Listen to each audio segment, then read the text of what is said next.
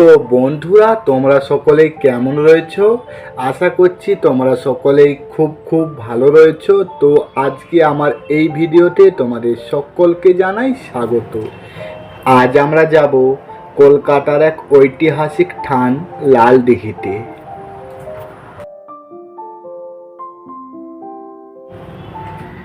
লালদিঘি পশ্চিমবঙ্গ রাজ্যর কলকাতার বিবাদীবাগ অঞ্চলের কেন্দ্রস্থলে অবস্থিত।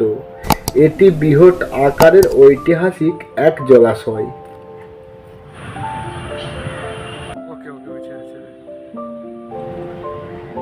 এই জলাশয়ের ইতিহাস কলকাতা নগরের ইতিহাস অপেক্ষা প্রাচীনতম।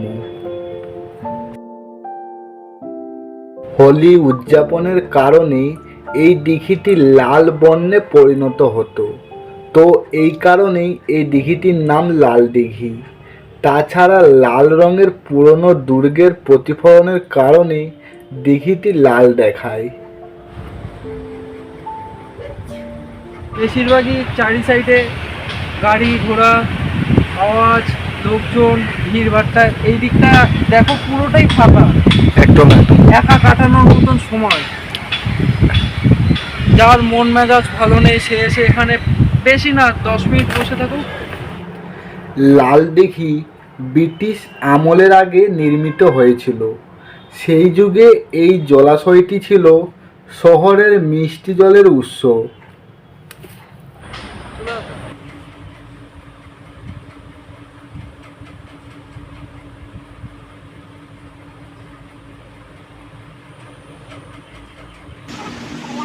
সেই ছোটবেলায় শুনতাম না লাল দিঘির পাড়, গান।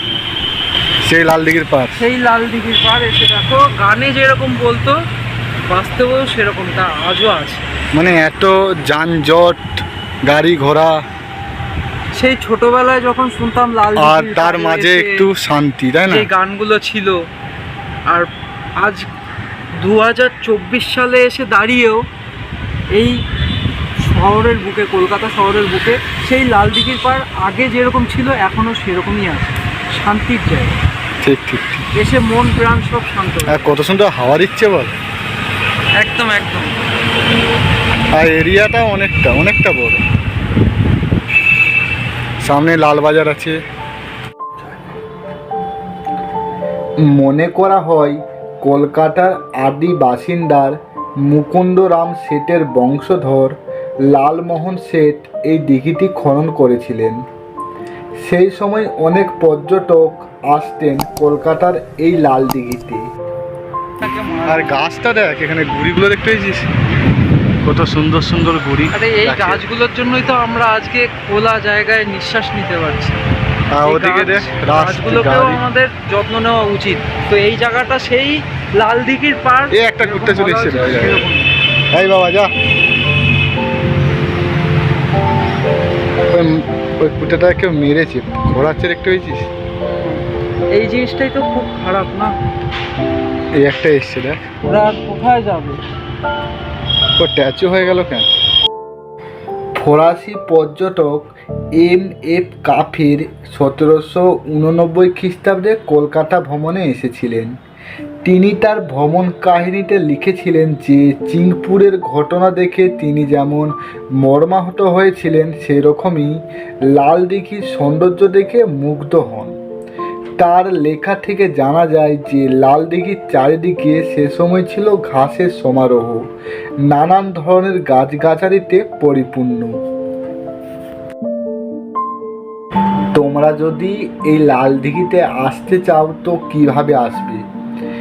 দেখো, তোমরা যদি ট্রেনেতে আসো বিনয় বাদল দীনেশ রেলওয়ে স্টেশনে তোমাদের নামতে হবে। তা না হলে ইডেন গার্ডেন রেলওয়ে স্টেশন থেকে তোমরা ওখান থেকে তোমরা এখানে আসার জন্য বাস, রিক্সা এবং ট্যাক্সি পেয়ে যাবে। খুব একটা বেশি দূরত্ব না।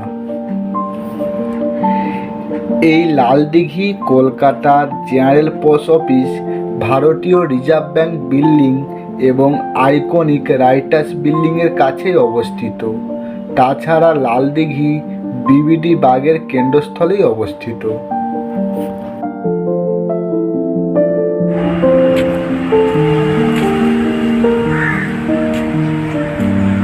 তাহলে বন্ধুরা, আমরা বিদায় জানাচ্ছি আমাদের সেই পুরনো ঐতিহ্য লাল দিঘির পার্কে।